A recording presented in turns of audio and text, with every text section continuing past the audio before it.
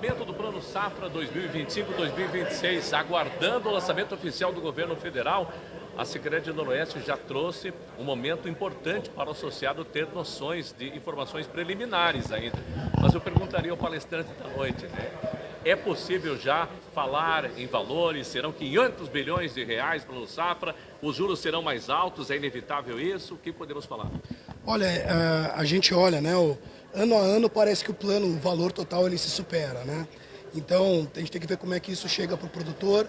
Provavelmente é um anúncio, né, grandioso para um ano safra que vai começar. E tem chance, né, de ter uma taxa de juros um pouco mais elevada, justamente porque a Selic está num patamar que é o mais alto dos últimos 20 anos. Então, quando a gente olha a taxa de juros da economia no maior patamar dos últimos 20 anos, infelizmente, né, isso vai respingar nos outros setores da economia e vai pegar talvez o nosso produtor rural também. O senhor fez questão também de destacar aspectos positivos, né? Muito se fala negativamente de algumas questões da economia, mas o senhor também fez questão de deixar claro que tem pontos positivos para deixar animado aí os produtores. Não, exatamente, eu acho que principalmente quem está no agro tem visto, né, esse progresso que o Brasil tem nos últimos anos. E eu digo, né, mais de década, não permeia, né, vários governos, é uma coisa que vai além, né, da questão política, mas o Brasil vem, de certa forma, progredindo. Mas tem desafios. A gente, né, aponta ali a questão da condução das finanças públicas, como isso é um desafio. Fez, por exemplo, né, ajudou com que essa taxa de juros chegasse no atual patamar. Mas quando a gente, né, olha no geral a estrutura da economia brasileira, a gente tem melhorado. Vem de bons ciclos de reformas, né? Então a gente não é tão pessimista quando olha para frente, justamente que se, né, de ajustar essa questão relacionada às contas do governo, tem muito para crescer e para frente. Qual a influência de termos eleição geral ano que vem? Olha, a eleição, como toda eleição, vai ser um período de incerteza, vai ser um período de acirramento, é um período em que a gente vê pessoas postergando investimentos e é um período também que depois da eleição, qual for o resultado, todo mundo acorda no outro dia, de manhã, toma o seu café e vai trabalhar, né? Então, tem sempre um impacto eleitoral, como todos os anos têm, a gente já conhece mais ou menos os efeitos e depois ele dá com a economia de qualquer jeito, né? Com o que vai acontecer depois, né? Com a taxa de juros mais baixa, mais alta, se espera menos negócio? Olha, a economia, quando a gente olha a perspectiva não só do Sicredi, como do mercado como um todo, é de um período mais desafiador. A gente vê tem uma expectativa de desaceleração da atividade. A gente também tem visto, né, um aumento da inadimplência, maior comprometimento da renda das famílias com dívida. Tudo isso faz com que a gente tenha menos negócios. Agora, a gente precisa sempre entender a diferença entre o que é um ciclo, o que é um processo de desaceleração cíclica, que é isso, é um período, né, de algo mais estrutural. Acho que esse é o ponto. Estruturalmente a gente não é pessimista, a gente é bem otimista até. Agora, quando a gente olha do ponto de vista cíclico, alguns meses para frente, com os juros no patamar que está, obviamente isso tem desafios para quem, né, empreende, para quem é produtor, então acaba tendo a atividade desacelerando um pouco. O risco climático do Rio Grande do Sul, qual o impacto também na economia e até mesmo nas questões de os agricultores buscarem financiamentos, isso também pode ter algum impacto? Olha, tem impactado, né, nos últimos anos a gente tem sentido esse impacto. As regiões, né, metropolitanas do interior acabam sentindo muito essa perda de renda. A gente vê também, né, que muitos investimentos acabam deixando de ser feitos, investimentos em maquinário, modernização, armazenagem. Então, assim, a economia do Rio Grande do Sul acaba, de fato, sendo muito impactada ao longo do tempo por conta desses efeitos climáticos. A gente tenta, né, buscar formas de se proteger disso, irrigação, seguros, né, mas acaba sendo, né, eventos tão intensos e para a produção rural acaba sendo mais difícil. Tem uma safra por ano e tem que se virar ali com ela, acaba sendo, né, um período mais desafiador aí para o Estado. A tendência do preço da soja no mercado global diante do fator Trump? Olha, a gente tem visto que o Brasil, no atual momento, né, que é no período de safra, pega ali março, abril, maio, que é um momento que historicamente os preços sofrem, caem em relação aos preços de Chicago, a gente teve preços mais altos.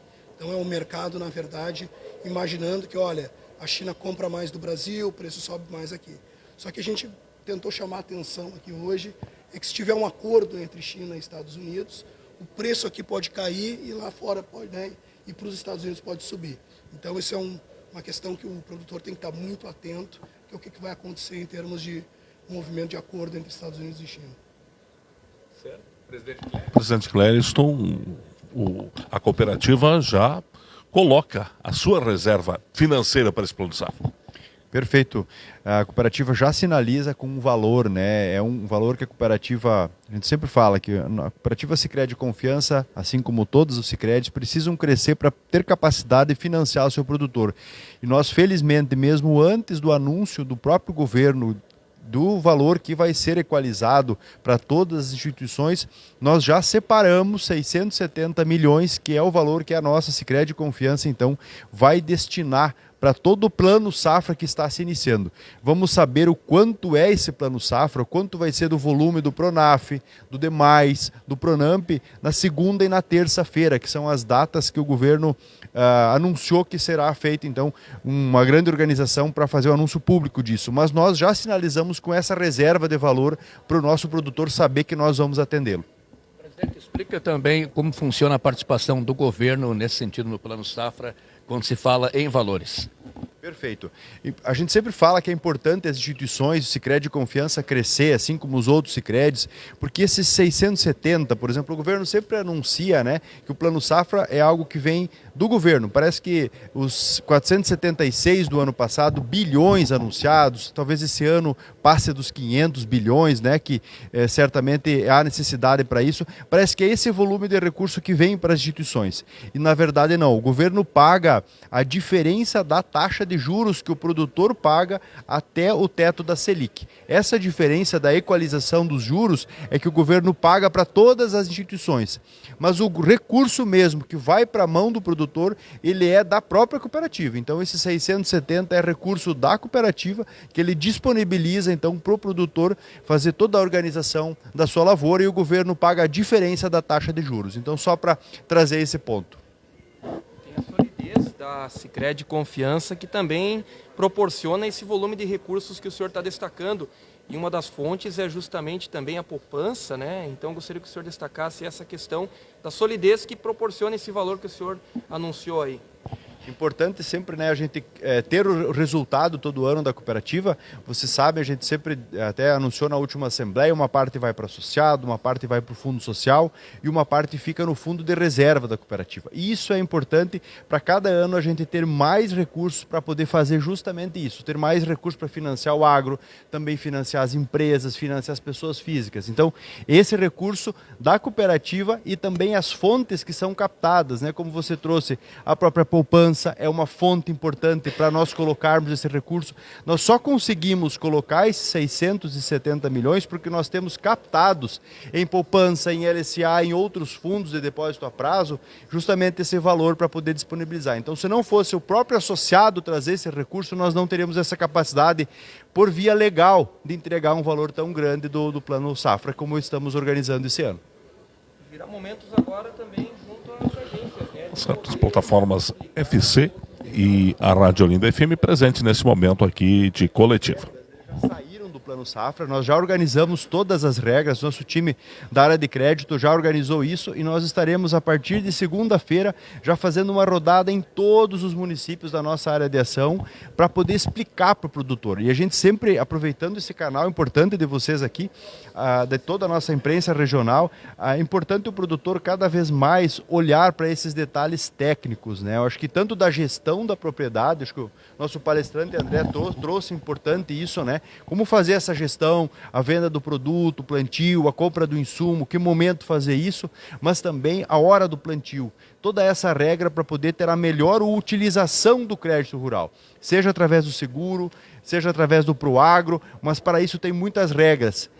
Cada município tem uma diferença na hora do plantio, enfim. Então o produtor precisa estar organizado e buscar um auxílio técnico para fazer realmente um melhor uso disso.